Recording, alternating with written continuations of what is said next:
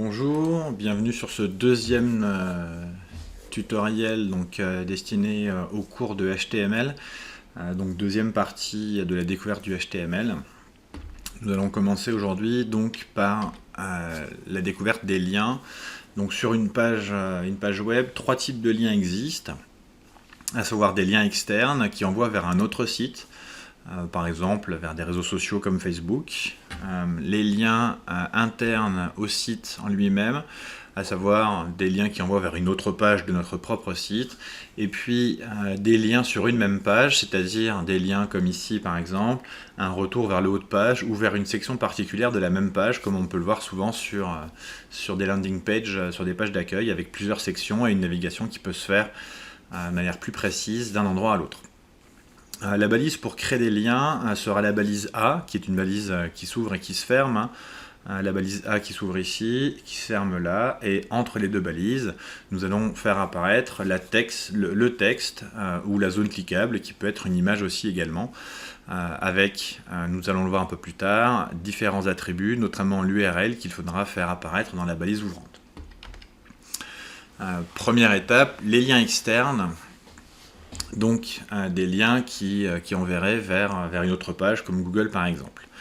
Donc ici nous avons un lien qui a été créé dans un paragraphe, le paragraphe s'ouvre et se ferme ici, le lien qui commence ici avec la balise A, première balise ouvrante qui s'arrête là, la balise fermante qui se trouve ici, et le texte qui sera cliquable sera donc le mot Google qui enverra vers l'information qui est dans la balise ouvrante, l'attribut href égale et entre guillemets l'URL vers lequel nous allons envie d'envoyer directement.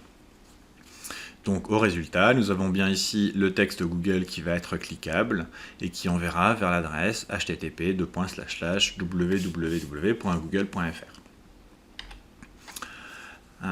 Les liens internes sont des liens qui vont envoyer vers une page de notre site. Pour cela, il suffira de donner le nom du fichier vers lequel nous voulons envoyer, en faisant attention puisqu'il s'agira d'URL relative et que l'adresse dépendra de l'endroit où on se trouve par rapport à l'endroit où on veut aller. Ici, nous avons donc un texte cliquable qui sera collection d'articles, qui se trouve bien entre les deux balises A ouvrante et fermante, et le href qui envoie cette fois vers une page qui s'appellerait catalogue.html, au même titre que notre page produit ou notre page index. Donc ici, c'est bien le texte collection d'articles qui sera cliquable et qui enverra vers une autre page de notre site. Comment gérer les URL? Cela dépend donc de l'endroit où on se trouve lorsque l'on écrit notre code. Nous avons ici un exemple d'une structure de site. J'ai un premier dossier qui serait le dossier Mon site. Dans ce dossier, je vais avoir directement deux pages, la page contact et la page histoire, mais aussi un autre sous-dossier qui s'appelle Documents, dans lequel j'ai rangé deux documents, document 2009 HTML et document 2010. Les adresses vers les URL relatives vont dépendre de l'endroit où l'on se trouve lorsque l'on écrit le code avec le lien.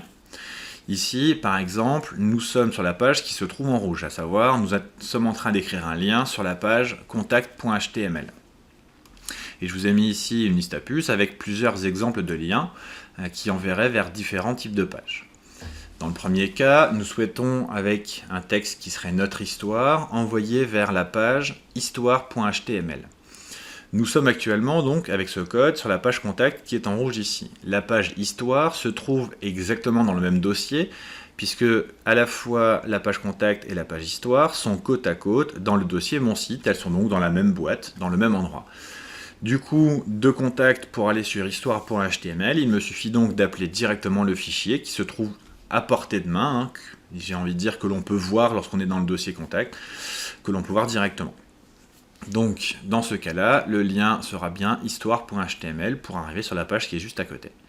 Par contre, si je veux accéder avec un lien aux pages document 2009 ou document 2010, ces deux pages par rapport à la page contact nous demandent d'abord, lorsqu'on est dans mon site, de rentrer dans le dossier documents avant de pouvoir accéder aux différentes pages. Donc, pour cela, nous allons avoir ici le lien qui indique document. Donc je rentre dans Documents, puis je vais atteindre la page qui m'intéresse.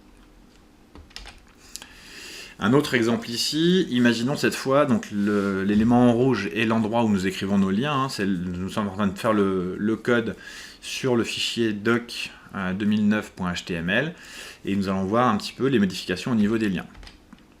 Premier type de lien, je voudrais accéder à Contact HTML. Lorsque je suis sur document 2009, pour accéder à Contact, qui n'est pas dans le même dossier, puisque je suis actuellement dans le dossier document, il faut déjà que je sorte du dossier document pour revenir dans le dossier site et retrouver le fichier contact.html. Du coup, dans ce cas-là, pour créer mes liens, je dois déjà indiquer qu'il me faut remonter l'arborescence une fois. Donc les deux petits points et le slash permettent de dire que depuis le lieu où j'écris mon code, je remonte d'un cran dans l'arborescence pour me retrouver donc dans le dossier site. À présent, je vais pouvoir trouver directement la page Contact HTML. De la même manière, si je veux atteindre la page Histoire, depuis la page Doc 2009, encore une fois où j'écris mon code, il me faut ressortir dans l'arborescence, donc remonter d'un cran. Donc encore une fois, deux points slash vont me faire remonter dans Document. Et ensuite, je serai donc dans le dossier site et je pourrai là aussi retrouver directement histoire.html. Donc je remonte d'un cran l'arborescence pour trouver le fichier histoire.html. Par contre, si je suis toujours en train d'écrire du code avec des liens sur Doc 2009 et que je veux atteindre la page Doc 2010, il me faut tout simplement marquer son nom puisque ces deux pages se trouvent dans le même dossier document, donc au même endroit. Pour aller de l'une à l'autre, il me suffit simplement de marquer le nom doc2010.html ici directement.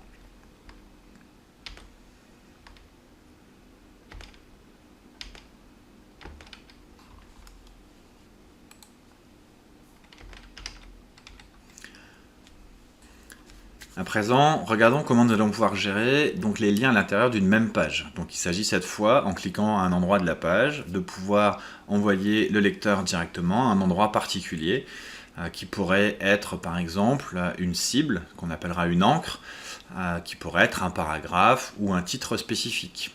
Donc par exemple, il s'agira de vouloir envoyer quelqu'un directement à un paragraphe spécifique de notre page ou alors à un titre H1 spécifique de notre page. Pour cela, nous allons utiliser un identifiant dans une balise, dans la balise paragraphe ici ou dans la balise H1 ici. Nous mettons un identifiant ID égal avec un nom qu'on va pouvoir déterminer nous-mêmes. Là aussi, choisir un nom simple que l'on pourra facilement recopier sans erreur d'orthographe, donc sans accentuation, sans espace, sans majuscule. Et ensuite, lorsque nous ferons un lien, nous allons pouvoir, dans notre lien, lui demander dans le lien href d'envoyer vers l'identifiant que nous avons créé, par exemple, /concle, qui renverrait soit vers le paragraphe qui a ce même identifiant, soit vers le titre qui a ce même identifiant. On pourrait aussi envoyer directement sur une page spécifique. Là, j'enverrai quelqu'un vers mémoire.html, /concle, donc j'envoie quelqu'un sur une autre page de mon site, la page mémoire, à l'endroit spécifique de la conclusion. Donc cette solution va nous permettre de créer des liens qui vont nous envoyer soit sur la même page à l'endroit où nous avons mis un identifiant dièse, ou alors sur une page spécifique à un endroit particulier que nous allons déterminer encore une fois par le dièse. Donc pour cela, il nous faudra déterminer des endroits spécifiques grâce à des identifiants qu'il faudra créer. On va pouvoir l'illustrer dans un exemple. Ici par exemple, nous avons à gauche un exemple de code HTML. J'ai créé un premier paragraphe qui s'ouvre et qui se ferme avec le texte lire tout de suite et un lien A/A qui va envoyer à un endroit spécifique de ma page qui serait un identifiant /concle. L'objectif étant d'avoir un lien en début de page qui va me permettre au clic d'accéder directement à la conclusion qui se trouverait à la fin. Donc on retrouve ce lien ici, tout au début de page, lire tout de suite, le texte cliquable qui est la conclusion, et je voudrais que ce texte cliquable, au clic, m'envoie directement au titre qui se trouve là, au titre conclusion qui se trouve à la fin de ma page. Dans mon code, il me suffit pour cela, pour ce titre qui se trouve ici, conclusion, donc dans le H2, dans la balise ouvrante à l'intérieur, de permettre d'identifier de manière spécifique cette balise H2 en lui donnant un identifiant que j'ai inventé, id égale concle. Donc je détermine que ce titre H2 va avoir un identifiant spécifique, je lui donne un nom, comme un nom de variable, il s'appelle concle, ce qui me permet de mettre un lien en début de page qui renvoie bien vers dièse concle à cet endroit particulier de la page. Chose importante, on en reparlera lorsqu'on abordera le CSS, les identifiants doivent absolument être uniques sur chaque page. Autrement dit, si je crée un endroit, un identifiant qui s'appelle concle pour la conclusion, je ne dois pas le mettre à deux endroits différents de la page, ce qui pourrait créer un problème puisque le lien ne serait plus où envoyer. Donc pour créer un lien à l'intérieur d'une page, il suffit de déterminer l'endroit où l'on veut arriver, ici en l'occurrence notre H2. Pour cet endroit, lui donner un identifiant spécifique dans la balise ouvrante, id égale, j'invente un nom encore une fois le plus simple possible, ici j'ai choisi d'appeler ça concle. Et puis à un autre endroit, je vais pouvoir faire un lien qui envoie lui vers dièse concle, ce qui enverra sur la même page au niveau de l'identifiant conclusion. Si je veux envoyer sur une autre page de mon site à un endroit particulier, je mettrai dans le href le nom de ma page.html, dièse, l'identifiant vers lequel je veux envoyer. Important aussi, dans les attributs des liens, la notion de target qui va permettre de déterminer si on veut que le lien s'ouvre dans la même page ou si on veut ouvrir ça dans un autre onglet, ce qui peut être relativement intéressant lorsque l'on propose un lien externe, c'est-à-dire un lien qui fait sortir de notre site. Par exemple, sur un de vos sites, vous voulez permettre aux gens de cliquer, d'aller sur les réseaux sociaux, sur Facebook. Vous n'avez pas envie qu'en cliquant sur ce lien, les gens quittent votre site, donc vous avez l'envie de leur proposer obligatoirement l'ouverture dans un autre onglet, ce qui permettra d'avoir à la fois l'onglet avec les réseaux sociaux Facebook et en même temps de rester sur un premier onglet sur le site internet sur lequel on était au départ. Il suffit pour cela, dans la balise ouvrante du lien, de rajouter l'option, l'attribut target égale entre guillemets underscore blank, donc underscore le tiré du 8 bien évidemment, underscore blank qui va permettre d'envoyer directement dans un autre onglet. Donc ceci est intéressant et souvent indispensable pour les liens qui sont des liens externes, c'est-à-dire qui nous font sortir de notre site. Création des tableaux, donc les tableaux ne sont pas très compliqués à mettre en place en HTML, mais ils demandent une certaine rigueur dans l'écriture et notamment le fait de bien mettre en place des retours à la ligne pour bien vérifier les différentes balises qui s'ouvrent et qui se ferment. Premier élément à créer lorsqu'on fait un tableau, ici on ouvre la balise table, on ouvre la balise table à cet endroit-là et on la ferme bien tout à la fin. Donc pensez bien à travailler de manière verticale. J'ouvre mon tableau, je le ferme en dessous, ce qui me permettra de vérifier mon code au fur et à mesure. Nous avons ensuite une balise caption/caption avec ici liste des étudiants qui va mettre ici un titre sur notre tableau. Pour la suite, nous allons travailler ligne par ligne sur notre tableau. Pour ouvrir une ligne, il suffira de mettre une balise TR que l'on pensera systématiquement à fermer. Donc ici, on repère assez facilement grâce aux tabulations que la première ligne de tableau TR s'ouvre ici et se ferme là. La deuxième ligne TR/TR se ferme ici. Et la troisième ligne se trouve là. Et la quatrième se trouve ici. Donc il y a bien 1, 2, 3, 4 lignes sur notre tableau que l'on peut bien retrouver ici sur l'exemple qui est marqué directement. Enfin, la première ligne sera un petit peu différente de toutes les autres puisqu'il s'agit de la ligne d'en-tête de colonne et on aura souvent besoin de pouvoir traiter graphiquement de manière différente la première ligne des autres.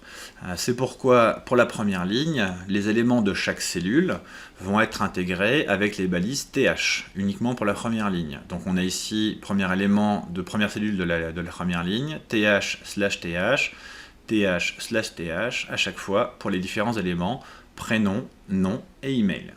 Donc nous sommes bien ici dans la première ligne et nous travaillons sur la première, deuxième et troisième cellule qui sont elles intégrées grâce à la balise TH parce que ce sont des en-têtes de colonne. Pour toutes les autres lignes du tableau, on mettra des cellules qui seront intégrées grâce à TD, donc le même principe, TD/TD pour chaque élément. Donc on a bien ici 1, 2, 3 cellules dans la deuxième ligne, Albert Durand et son adresse mail, Albert Durand et son adresse mail. Et on travaille de la même manière pour les lignes 3 et 4 du tableau. Donc les éléments à retenir, le table qui permet d'ouvrir et de fermer le tableau, caption qui va permettre de mettre en place un titre, une légende sur notre tableau, les TR qui vont nous permettre de créer des lignes différentes, TH pour les cellules d'entête et TD pour les cellules de données. Le meilleur moyen de ne pas se tromper dans la conception d'un tableau est de vraiment y aller étape par étape et de surtout bien présenter, ne pas hésiter à faire des tabulations pour bien séparer le tableau, caption les différentes lignes de manière séparée et les différentes cellules, encore une fois, en faisant des tabulations.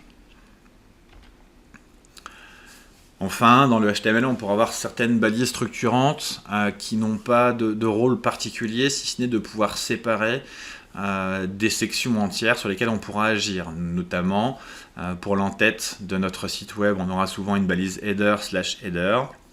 De même que pour le pied de page, on pourra avoir une balise footer/footer. Une balise nav qui permettra d'intégrer la navigation, des parties annexes ou des articles qu'on pourra intégrer sur des pages avec les balises aside et articles. Donc ces balises-là préparent seulement le travail pour le CSS, elles nous serviront après de pouvoir déterminer par exemple que le header aura un fond rouge et un tel type de police, ou de mettre des images d'arrière-plan par exemple dessus. Donc ces balises-là ont un intérêt dans la conception du HTML parce qu'elles favoriseront et simplifieront le travail dans l'habillage graphique en CSS par la suite. Voilà, avec ce que nous avons vu pour l'instant, nous allons pouvoir du coup attaquer l'exercice 2 de conception d'HTML, pour lequel nous allons partir de la correction de l'exercice 1 fait précédemment, et on va pouvoir redémarrer pour faire la suite. Merci.